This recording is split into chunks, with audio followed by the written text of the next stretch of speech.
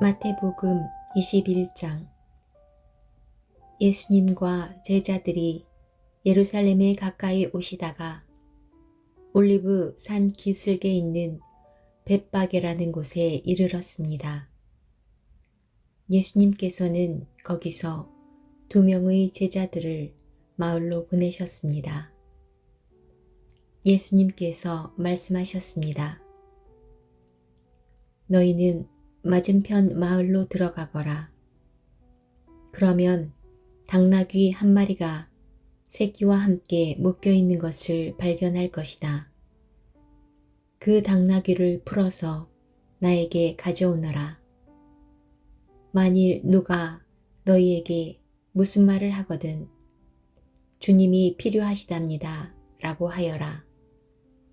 그러면 즉시 내어줄 것이다. 이것은 예언자가 말한 것을 이루려고 하신 것이었습니다. 시온의 딸에게 말하여라. 보아라, 내 왕이 내게로 오신다. 그는 겸손하여 당나귀를 탔는데 어린 당나귀, 곧 나귀 새끼를 타고 오신다. 2 제자들이 가서 예수님께서 지시하신 그대로 했습니다. 그들은 당나귀와 그 새끼를 데리고 와서 그 등에 자기들의 옷을 깔았습니다. 예수님께서는 그 위에 앉으셨습니다. 수많은 사람들이 자기 옷을 벗어 길에 깔았고 나뭇가지를 잘라 똑같이 했습니다. 예수님의 앞뒤에서 따라가던 사람들이 소리쳤습니다. 다윗의 아들에게 호산나, 주님의 이름으로 오시는 분이 복되도다. 높은 곳에서 호산나. 예수님께서 예루살렘으로 들어가셨을 때 온 도시는 흥분으로 가득 찼습니다. 사람들이 물었습니다. 이 사람이 누구냐? 사람들이 대답했습니다. 이 사람은 갈릴리 나사렛 출신의 예수라는 예언자입니다. 예수님께서 성전에 들어가셨습니다. 예수님께서는 성전에서 사고 파는 사람들을 모두 내쫓으시며 돈 바꾸어 주는 사람들의 책상과 비둘기 파는 사람들의 의자를 둘러 부셨습니다. 그리고 사람들에게 말씀하셨습니다. 내 집은 기도하는 집이라 불릴 것이다 라고 성경에 기록되어 있는데 너희는 오히려 강도들의 수굴로 바꾸어 버렸다. 성전에서 보지 못하는 사람들과 다리를 저는 사람들이 예수님께 오자 예수님께서는 그들을 고쳐주셨습니다. 대제사장들과 율법학자들이 예수님께서 하신 여러 가지 놀라운 일들과 다윗의 자손에게 호산나 라고 외치는 아이들을 보았습니다. 그들은 매우 화가 났습니다. 그래서 예수님께 말했습니다. 이 어린이들이 말하는 것이 들립니까? 예수님께서 대답하셨습니다. 그렇다. 너희는 성경에서 읽지 못하였느냐? 어린이와 젖먹이들의 입으로 찬양을 준비하셨다. 예수님께서 그곳을 떠나 베단이라는 마을로 가셔서 거기서 밤을 보내셨습니다. 아침이 되어 예수님께서 예루살렘으로 돌아오실 때 몹시 시장하셨습니다. 마침 길 옆에 있는 무화과 나무 한 그루를 보시고 나무 곁으로 다가가셨습니다. 그러나 그 나무에는 잎사귀만 있을 뿐 열매는 보이지 않았습니다. 예수님께서 그 나무를 향해 말씀하셨습니다. 다시는 내가 열매를 맺지 못할 것이다. 그러자 즉시 나무가 말라버렸습니다. 이것을 본 제자들이 놀라서 물었습니다. 어떻게 무화과 나무가 그렇게 빨리 말라버렸습니까? 예수님께서 제자들에게 대답하셨습니다. 내가 너희에게 진정으로 말한다. 너희가 만일 의심하지 않고 믿기만 한다면 내가 이 나무에게 한 것을 너희도 할 수 있다. 그뿐 아니라 이 산더러 산아 들려서 바다에 떨어져라 하고 말하면 이건 역시 그대로 될 것이다. 너희가 믿고 기도로 구하는 것은 모두 받을 것이다. 예수님께서 성전에 오셔서 가르치실 때 대제사장과 백성의 장로들이 와서 물었습니다. 당신은 무슨 권한으로 이런 일을 하는 것이요? 누가 당신에게 이런 권한을 주었소? 예수님께서 이들에게 대답하셨습니다. 나도 너희들에게 한 가지를 묻겠다.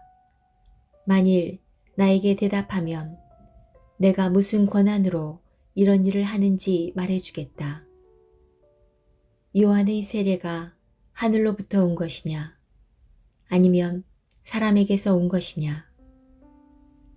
제사장들과 장로들이 서로 의논을 하였습니다.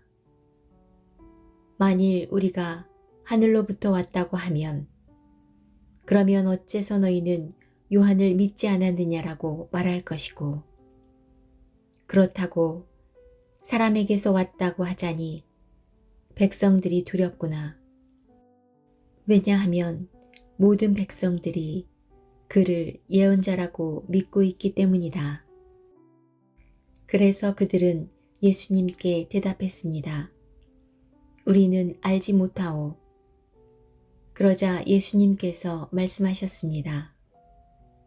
그러면 나도 너희에게 내가 어떤 권한으로 이런 일들을 하는지 말하지 않겠다. 너희는 어떻게 생각하느냐? 어떤 사람에게 두 아들이 있었다. 그가 첫째 아들에게 가서 말했다. 아들아, 오늘은 포도밭에 가서 일해라. 그 아들은 싫습니다 라고 대답했다.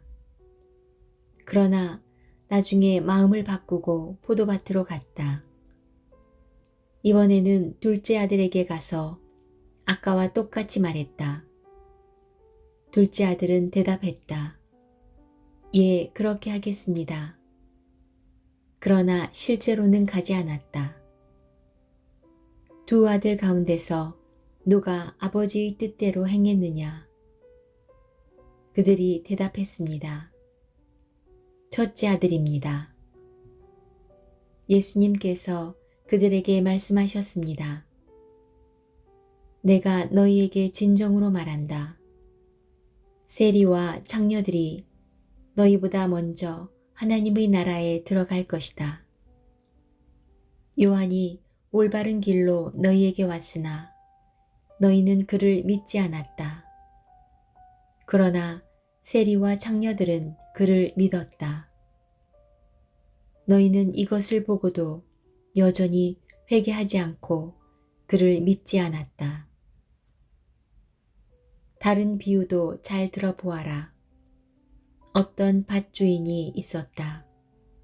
그가 포도밭을 일구고 담장을 두르고 포도즙을 짤 구덩이를 파고 망대를 세웠다.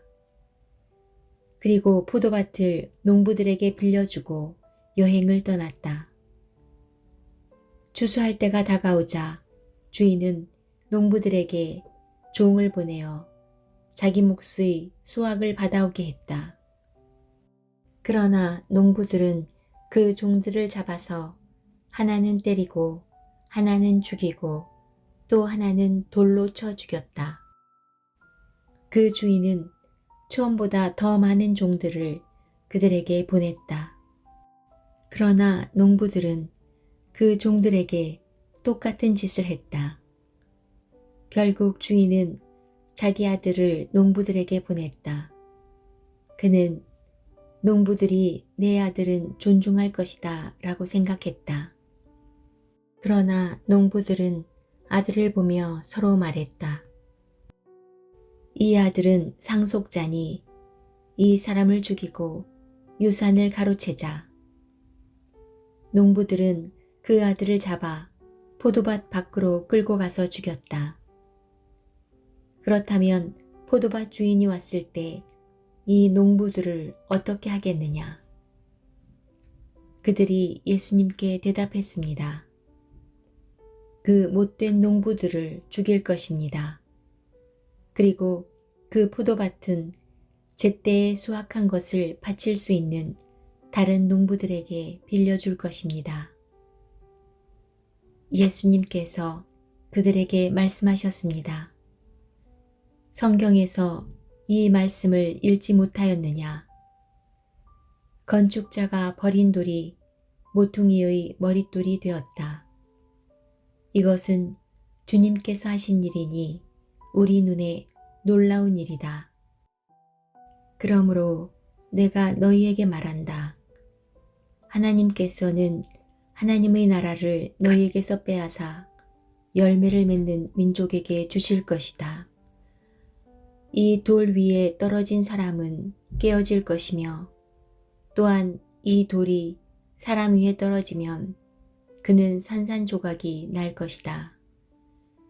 대제사장들과 바리새파 사람들은 예수님의 이 비유를 듣고 자신들을 두고 하시는 말씀이란 것을 알았습니다. 그들은 예수님을 체포하고 싶었지만 사람들이 두려웠습니다. 왜냐하면 사람들은 예수님을 예언자로 생각하고 있었기 때문입니다.